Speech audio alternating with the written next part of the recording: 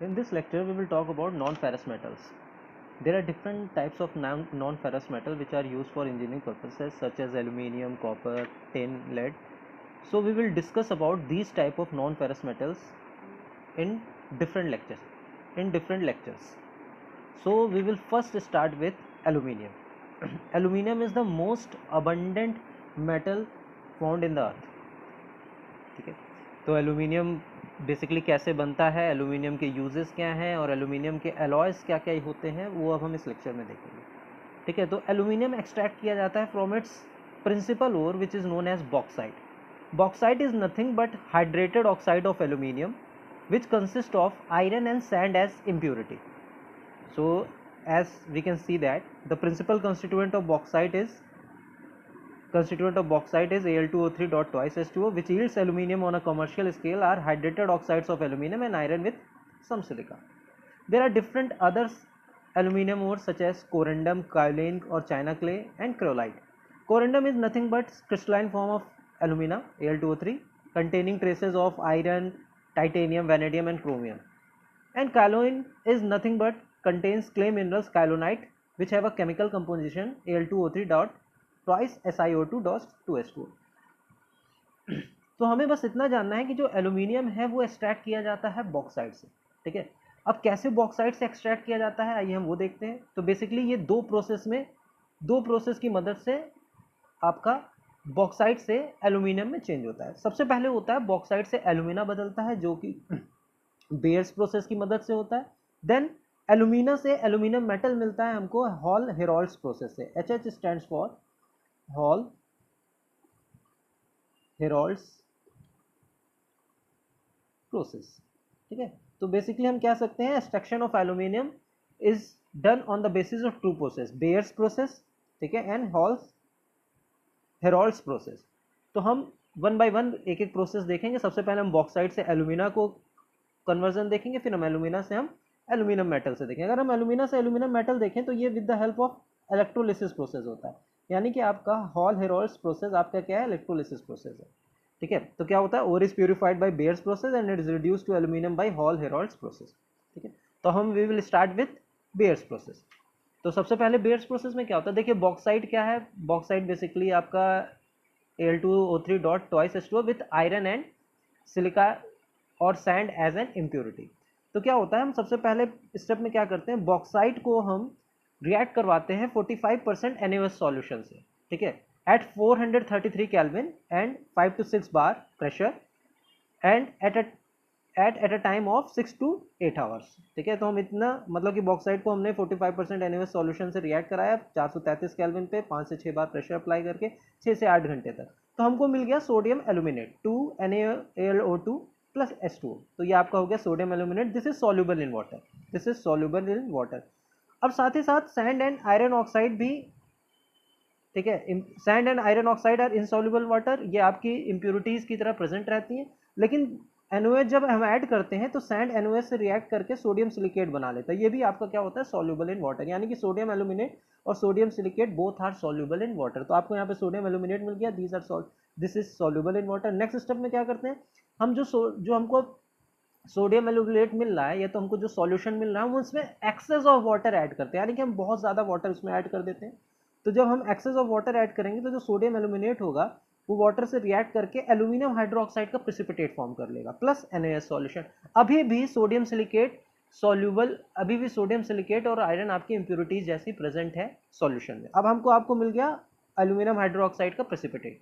हमको प्रेसिपिटेट मिल गया aluminium hydroxide का. अब उसके बाद क्या करेंगे हम, ये जो एल्यूमिनियम हाइड्रोक्साइड का प्रेसिपिटेट है इसको हम बार बार धुलेंगे और इसको ड्राई करेंगे by heating at a temperature of 1473 kelvin.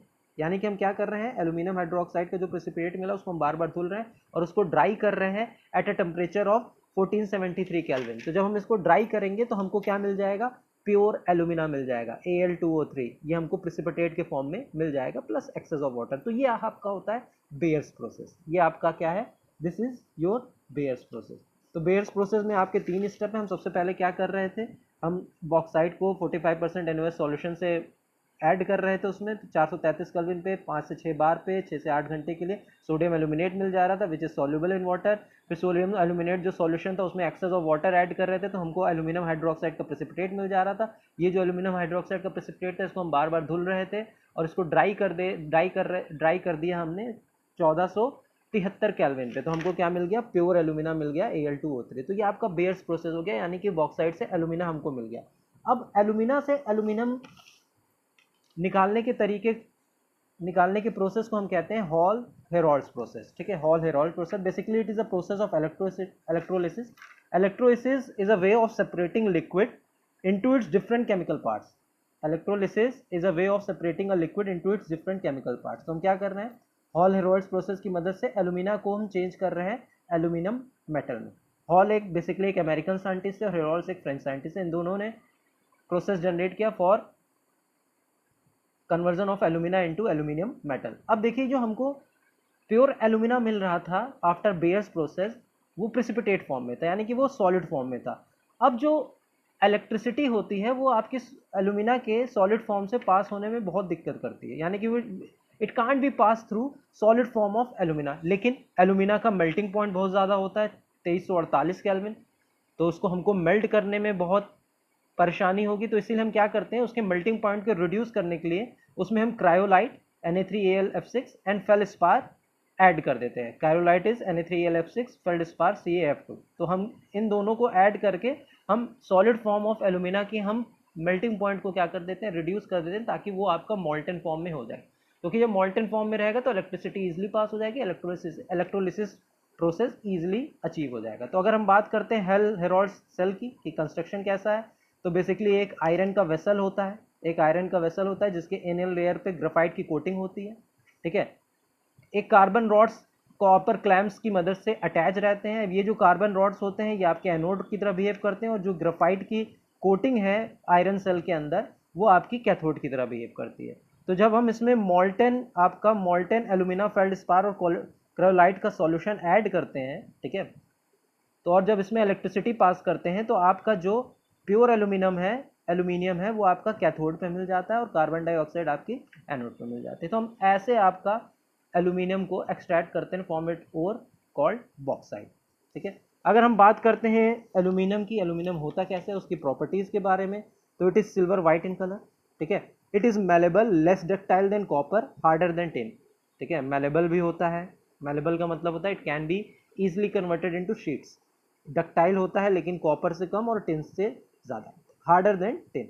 It is very light, strong and durable, has low thermal conductivity, but it is good conductor of electricity. ठीक है, it can be riveted, welded, but not soldered. ठीक है, तो हम इसको rivet कर सकते हैं, वेल्ड कर सकते हैं, लेकिन इसकी हम सोल्डरिंग नहीं कर सकते। It has melting point of 657 degree Celsius. अगर हम यूजेस की बात करें, pure aluminium is very soft and is unsuitable for structural purpose. ठीक है, यानी कि स्ट्रक्चरल पर्पस के लिए हम प्योर एल्यूमिनियम को इस्तेमाल नहीं करते हैं। हम उसका एलॉयज का इस्तेमाल कर सकते हैं। Alloys are use for making doors and window frames, यानी कि जो डोर्स के बेसिकली कह सकते हैं स्केलेटल होता है, ठीक है, उसका जो ढांचा होता है हम उसको एल्यूमिनियम के एलॉय की मदद से बना सकते हैं। विंडोज़ के फ्रेम्स को भी हम एलॉयज की मदद से बना सकते हैं।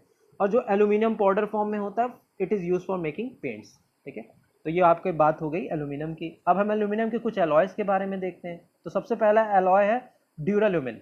ड्यूराल्यूमिन is the most common alloy of aluminium.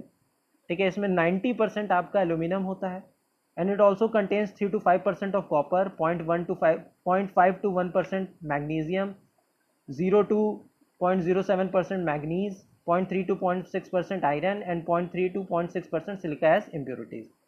Its relative density is 2.8. Relative density is also called specific gravity. Specific gravity is 2.5, which is low as compared to mild steel. Mild steel से इसकी relative density कम होती है। ठीक है, when rolled and heat treated, tensile strength equal to mild steel. इसकी हम tensile strength mild steel के बराबर बना सकते हैं जब इसमें हम कुछ heat treatment process दे दें। ठीक है, जैसे हम tempering provide कर दें। ठीक है, it is highly resistant to corrosion. It is highly resistant to corrosion. ये आपका हो गया ड्यूराल्यूमिन। अब नेक्स्ट है magnalium. Magnalium is an alloy of aluminium and magnesium. Magnesium उसमें 6% होता है। It is little lighter than pure aluminium. Pure aluminium से हल्का होता है। Exceptionally strong and ductile. Used at deoxidizer in copper smelting operation. ठीक है, इसको हम डीऑक्सीडाइजर की तरह इस्तेमाल करते हैं कॉपर स्मेल्टिंग ऑपरेशन।